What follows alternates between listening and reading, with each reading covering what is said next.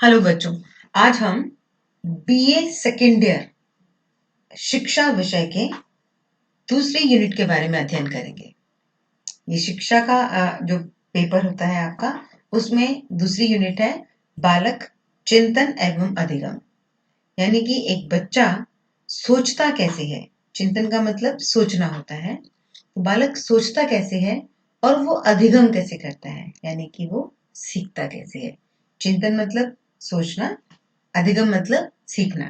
तो आपके विषय का अर्थ हुआ कि हम इस विषय में ये पढ़ेंगे कि एक बालक सोचता कैसे है और सीखता कैसे है चीजों को।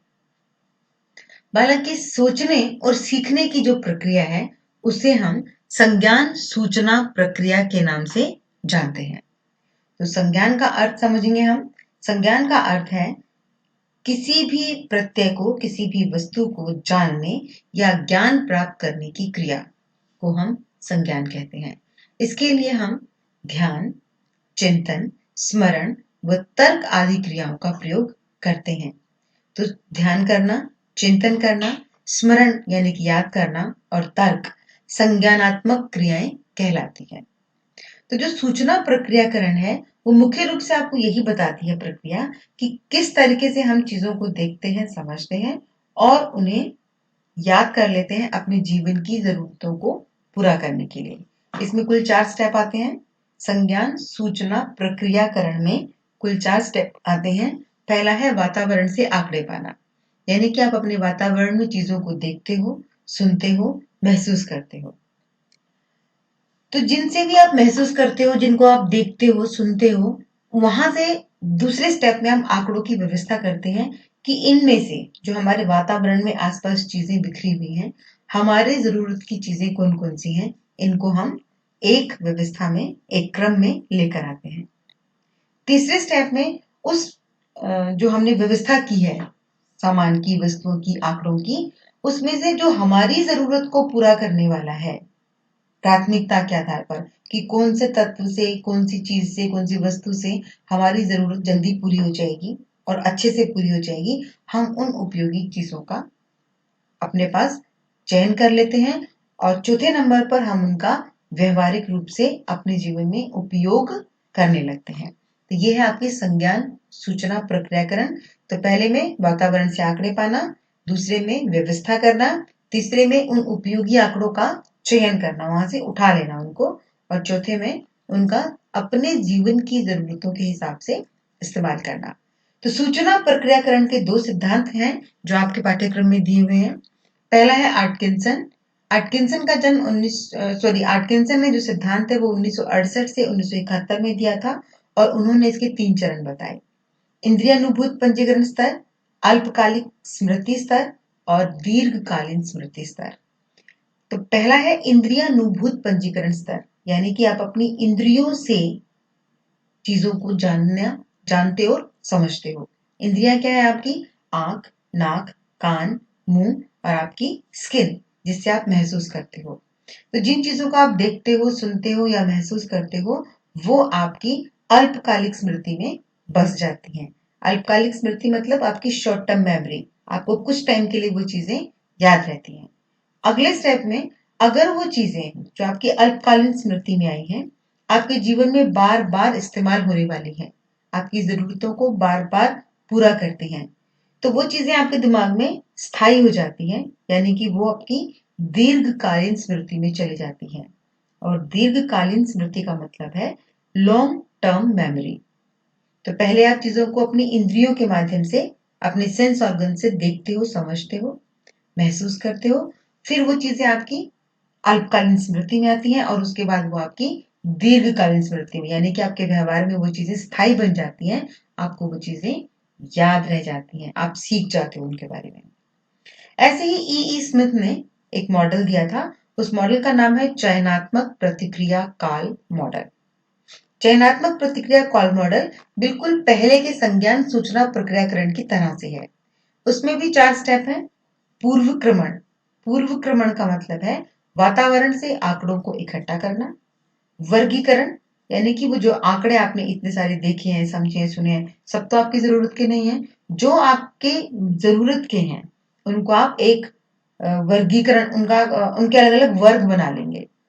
फिर उसके बाद अनुक्रिया चयन, कौन सी चीज ज्यादा महत्वपूर्ण है उसको वहां से उठा लेंगे। और अनुक्रिया कार्यान्वयन चौथे नंबर पर, उसमें आप उन्हें अपने जीवन में इस्तेमाल करेंगे अपनी जरूरतों के लिए। अब हम बात करते हैं संज्ञानात्मक विकास दृष्टिकोण की। ये भी आपके पाठ्यक्रम में है और मैं पाठ्यक्रम की बात इसलिए कर रही हूं ताकि ये वीडियो आपको परीक्षा के लिए भी उपयोगी हो। तो संज्ञानात्मक विकास दृष्टिकोण में क्या है, संज्ञान यानी कि चीजों को जानना और समझने की जो प्रक्रिया है वो। तो संज्ञानात्मक विकास की प्रक्रिया के अंतर्गत एक बच्चा चिंतन कैसे करता है, उसकी बुद्धि का विकास कैसे होता है और उसमें भाषा का परिवर्तन कैसे होता है, इन सब चीजों के बारे में हम समझते हैं।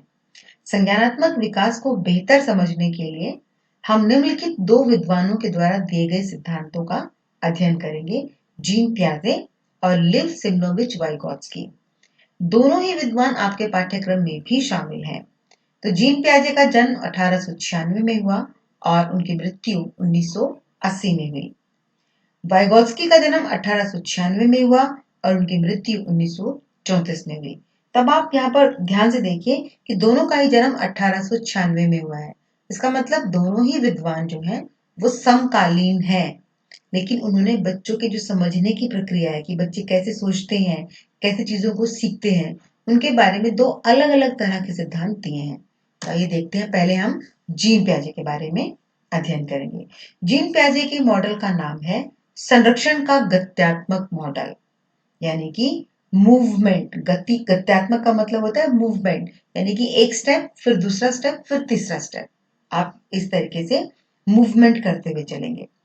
जीन पियाजे के जो सिद्धांत का जो सामान्य बिंदु है वो है बालक अपने ज्ञान का निर्माण खुद करता है।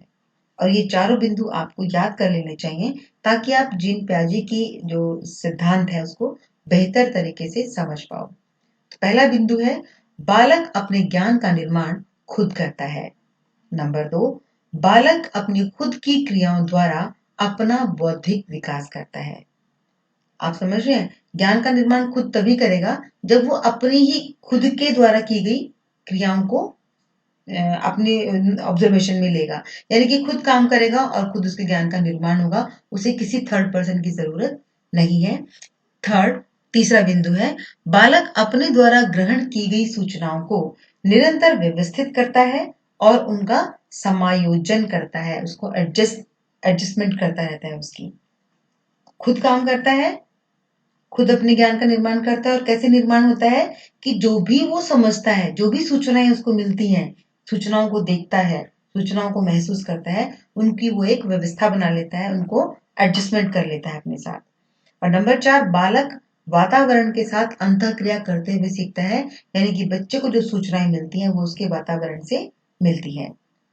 पियाजे ये मानकर चलते हैं कि बच्चे का दिमाग खाली स्लेट नहीं होता। बालक के मस्तिष्क में एक स्कीमा होता है और इस स्कीमा में पहले से ही कुछ सूचनाएं और उन सूचनाओं की व्याख्याएं रहती हैं। यानी कि पियाजे ये मानकर चलते हैं कि बच्चे का जो दिमाग है उसमें स्कीमा है और स्कीमा में कुछ चीजें उसके पास ऑलरेडी होती हैं और वहीं से उसका विकास जो है वो आरंभ होता है। पियाजे के अकॉर्डिंग स्कीमा दो प्रकार का होता है, साधारण व जटिल। और इस स्कीमा के अंतर्गत दो क्रियाएं होती हैं, पहला आत्मसातीकरण और दूसरा समायोजन। आत्मसातीकरण का मतलब है चीजों को अपने अंदर समझ लेना, यानी कि आपके दिमाग में एक स्कीमा है, मान लीजिए आपने कोई कप देखा या कोई भी वस्तु देखी, कोई सूचना आपको मिली, तो वो आपके स्कीमा से अगर मिल जाती है तो आप उस जानकारी को ये मान लेते हैं कि हाँ, तो मुझे पहले से भी पता है, ये तो अच्छा है। आपका अनुकूलन होता है उसके साथ, आप उसे आत्मसात कर लेते हैं, आप उसे समझ लेते हैं, वो आपको जल्दी से याद हो जाती है। इस प्रक्रिया को आप आत्मसातीकरण कहते हैं। यानी कि आपका जो पूर्व स्कीमा है उसमें जो चीजें हैं, जो कृत्य हैं, जो ज्ञान है, जानकारी है, वो आपकी इस नई जानकारी के साथ मिल गई है, तो वहां पर उस जानकारी का आत्मसातीकरण होगा। और नंबर 2 है समायोजन। समायोजन में इसका बिल्कुल विपरीत है, यानी कि आपके पास जो जानकारी है पहले से आपकी स्कीमा में, और आपने वातावरण में जो जानकारी देखी है वो बिल्कुल अलग अलग है। तो बच्चे को यहाँ पर थोड़ा परेशानी होती है उसको स्वीकार करने में, पर फिर भी वो ये मान लेता है कि शायद इस तरह की स्थिति में, किसी विशेष स्थिति में ऐसा होता होगा। तो यानी कि वो समायोजन करता है, एडजस्टमेंट करता है, वो मान लेता है, उसको स्वीकार नहीं करता, लेकिन वो सिर्फ ये मान लेता है कि इस पर्टिकुलर स्थिति में, किसी विशेष स्थिति में ऐसा हो सकता होगा। तो वो उसका एडजस्टमेंट कहलाएगा। तो स्कीमा में दो तरह के काम होते हैं, आत्मसातीकरण यानी कि उसका जो खुद की जानकारी है और पहले की जानकारी मिल जाती है आपस में। समायोजन, खुद की जानकारी और नई जानकारी में अंतर होता है, लेकिन वो बच्चा उसको कुछ समय के लिए मान लेता है। अगर बाद में वो देखता है कि बार बार रिपीट हो रहा है वो जो समायोजन वाली चीजें हैं, तो उनका आत्मसातीकरण हो जाएगा, लेकिन बाद में। अब प्याजे के अकॉर्डिंग बालक का संज्ञानात्मक विकास निम्नलिखित 4 अवस्थाओं में होता है। पहली अवस्था है संवेदी गत्यात्मक स्तर, यानी कि सेंसरी स्टेज। सेंसरी स्टेज में क्या है, बच्चा 0 से 2 साल तक का बच्चा इसमें काउंट होता है, यानी कि गर्भावस्था से लेकर 2 साल की आयु बच्चे की तब तक होती है जब तक वो सेंसरी स्टेज यानी कि संवेदी गत्यात्मक अवस्था में माना जाता है। इस अवस्था में 2 महत्वपूर्ण क्रियाएं होती हैं बच्चे के साथ जिसमें उसका विकास होता है। पहला है प्रत्यावर्ती क्रियाएं, जैसे कि वस्तुओं को चूसना। आप किसी छोटे बच्चे को, जो शिशु है 0 से 2 साल के बीच में, उसको आप कोई भी वस्तु देंगे तो वो उसको अपने मुंह में डालेगा। आप उसे अपनी उंगली पकड़ाइए, वो अपनी उंगली को पकड़कर मुंह में डालकर उसको चूसना शुरू करेगा। तो जिन क्रियाओं को बच्चा बार बार रिपीट करता है ना, उनको प्रत्यावर्ती क्रियाओं के नाम से जानते हैं। इसमें दूसरी क्रिया है कि बार बार गिराना। आप 1.5 से 2 साल तक के बच्चे को कोई सामान दीजिए, अगर उसे उस चीज को गिराने में मजा आया है तो वो उसको बार बार गिराता रहेगा बिना किसी कारण के। इसको प्रत्यावर्ती क्रिया कहते हैं। नंबर 2, इसमें वस्तु स्थायित्व का विकास हो जाता है।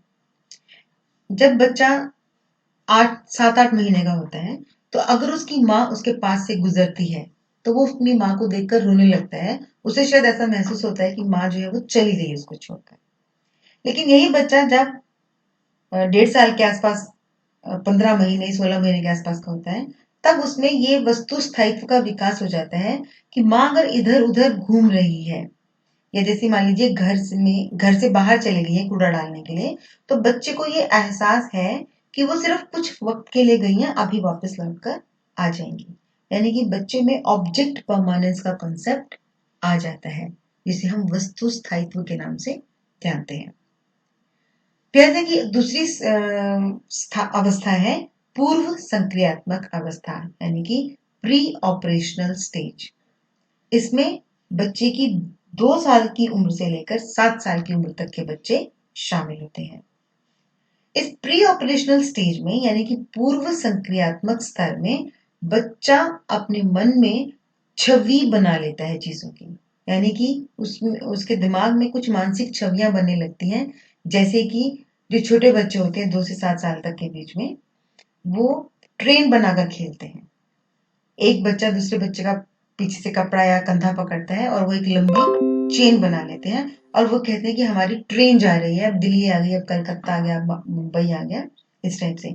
तो बच्चे के मन में एक इमेजिनेशन है कि ट्रेन का कॉन्सेप्ट जो है बड़ा लंबा सा होता है, तो वो उसके हिसाब से अपनी चीजें बनाता है। तो मानसिक छवि क्रिएट कर रहा है कि इतने सारे ये डब्बे हैं जो अलग अलग सेगमेंट्स में बच्चे उसके साथ जुड़ गए हैं। नंबर 2, इस अवस्था में बच्चा भाषा का बहुत अधिक प्रयोग करता है। 2 साल से लेकर 7 साल तक का बच्चा बहुत ज्यादा प्रश्न पूछता है अपने आसपास के वातावरण में, जो भी बड़े लोग उससे वहां पर अवेलेबल हैं उनसे, और वो बहुत ज्यादा बातें करता है और वो अपने बातों के साथ ना लॉजिक्स देना शुरू करता है अपने। वो लॉजिक कितने लॉजिकफुल हैं वो एक अलग बात है, लेकिन वो अपने तरीके से अपनी बात को रखना शुरू कर देता है वहां पर। इस अवधि की 2 सीमाएं भी हैं। इसमें 2 सीमाएं, पहली है आत्म केंद्रितता का भाव, कि बच्चा बहुत सेल्फ सेंटर्ड होता है इसमें। वो अपने, उसको लगता है कि अगर मैंने किसी चीज को देख लिया है तो सबने देख लिया है, अगर मैंने किसी चीज को सुना है तो सबने सुना है। जैसे कि इसको ऐसे समझ सकते हैं कि एक छोटा बच्चा ड्राइंग कर रहा है और उसकी मम्मी ने अगर ये कहा है कि आप उठो पानी पी लो या फिर तुमने मेरी बात सुनी क्या, तो वो बिना मुंह से बोले हुए अपनी गर्दन को हिलाकर ही आंसर कर देगा, बिना ये देखे कि माँ ने उसे देखा भी है या नहीं देखा। क्योंकि बच्चा अपने आप में इतना वो भावुक, अपने आप में इतना मस्त हो जाता है कि उसको लगता है कि मैं जो हूँ पूरी दुनिया में, अगर मैंने देखा तो सबने देख लिया, मैंने खाया तो सबने खा लिया। नंबर 2, तो इसको सेल्फ सेंटर्डनेस का फीलिंग कहेंगे, आत्म केंद्रितता का भाव।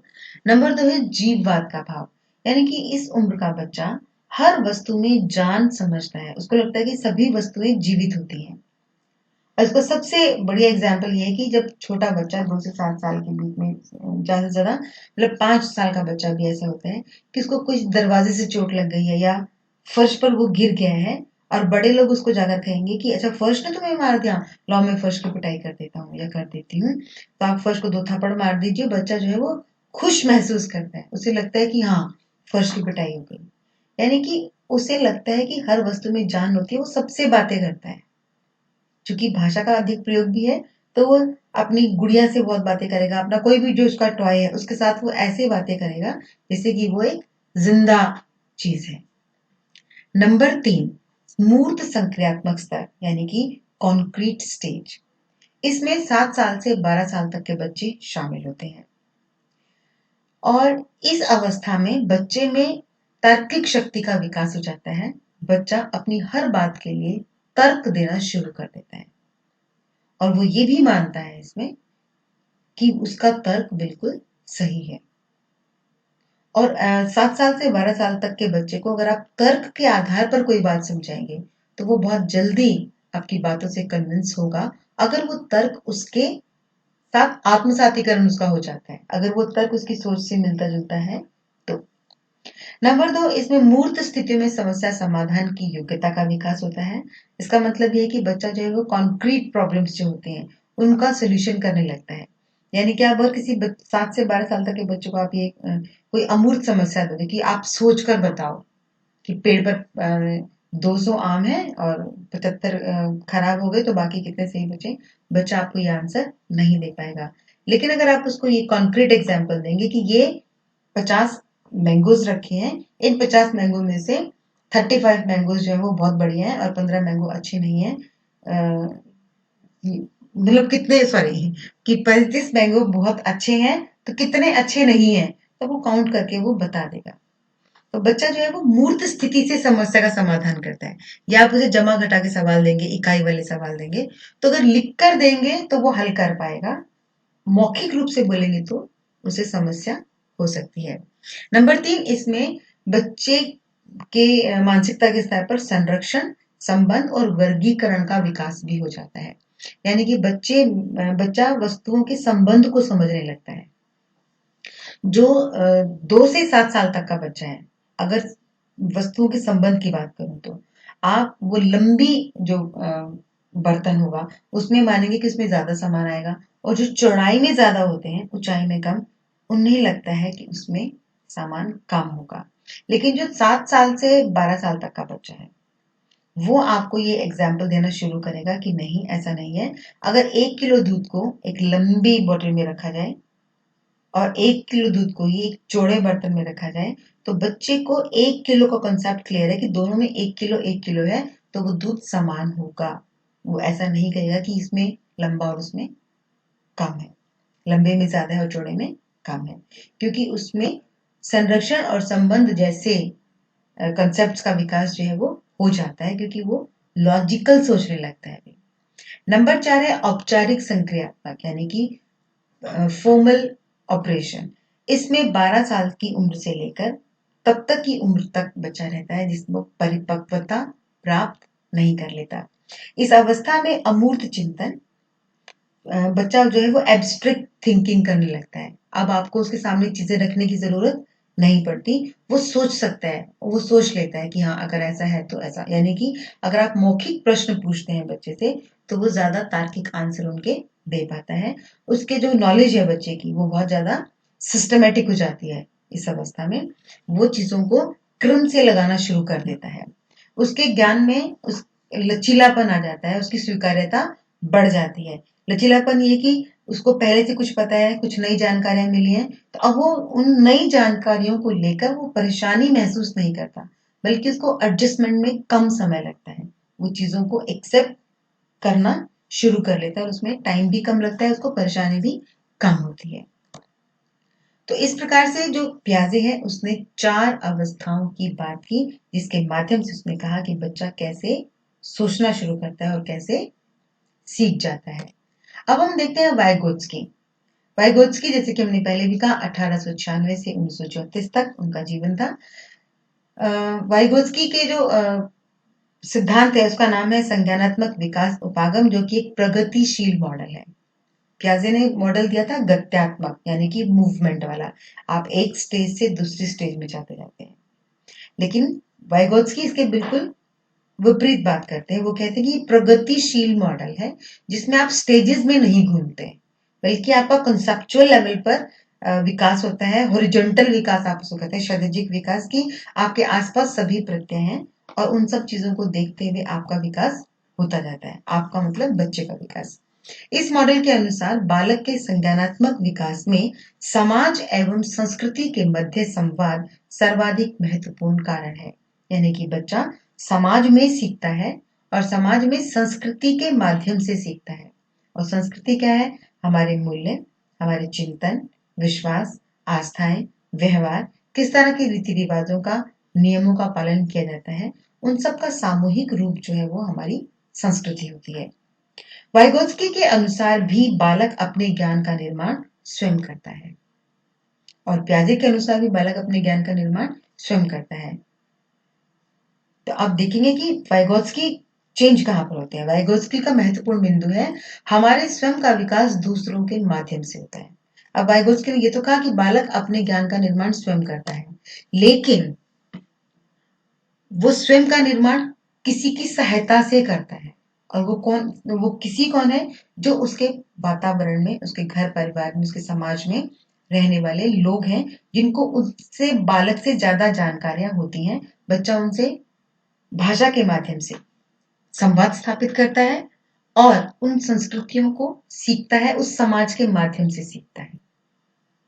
यानी कि वो अपनी ही, अब प्याजे ने तो क्या कहा था कि वो अपनी क्रियाओं से सीखता है, लेकिन वाइगोत्स्की क्या कह रहे हैं कि वो अपना विकास, वो अपने ज्ञान का निर्माण तो खुद करता है, लेकिन उस ज्ञान के निर्माण में उसे दूसरों की सहायता लेने की जरूरत पड़ती है।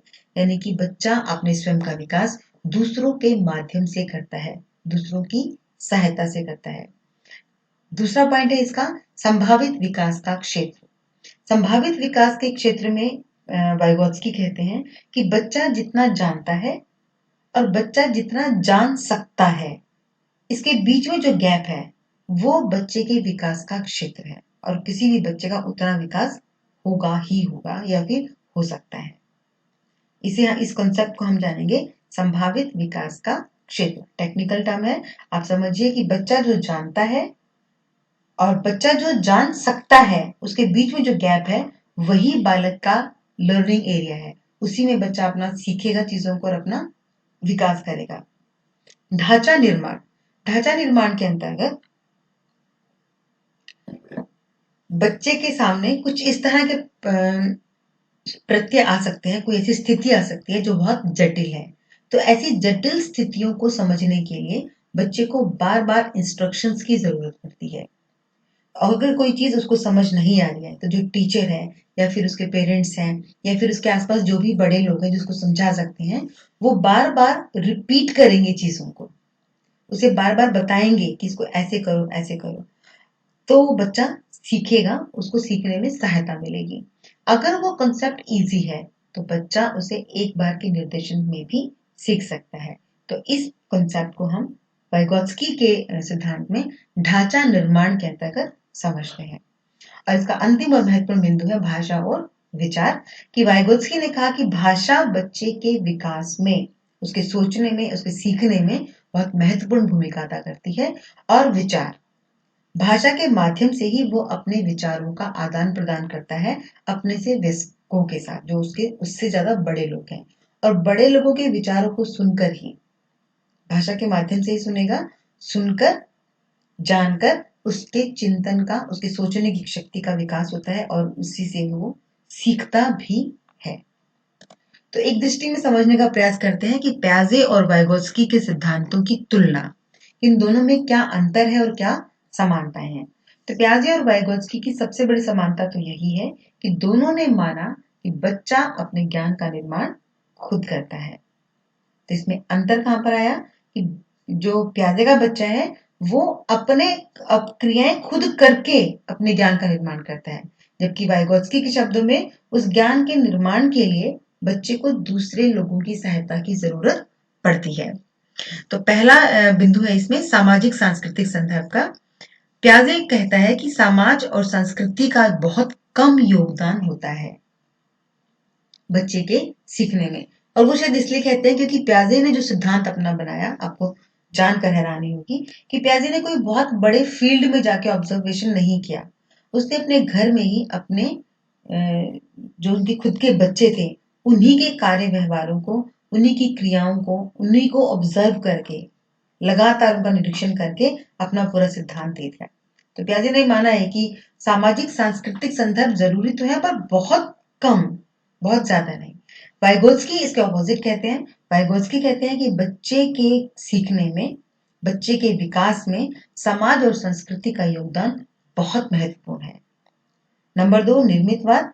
जीन प्याजे कहते हैं कि बच्चे का जो विकास है वो ज्ञानात्मक है, यानी कि वो अपने ज्ञान का, अपनी बुद्धि का विकास करता है, जबकि वाइगोत्स्की के अनुसार बच्चे का सामाजिक विकास होता है जिसे हम उसके मानसिक विकास के रूप में देखते हैं। उसका बेसिकली सामाजिक विकास होता है।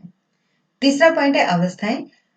जीन प्याजे संज्ञानात्मक विकास की 4 अवस्थाएं बताते हैं जो हमने अभी पहले पढ़ी कि sensory stage, pre operational, concrete operational और फॉर्मल ऑपरेशन।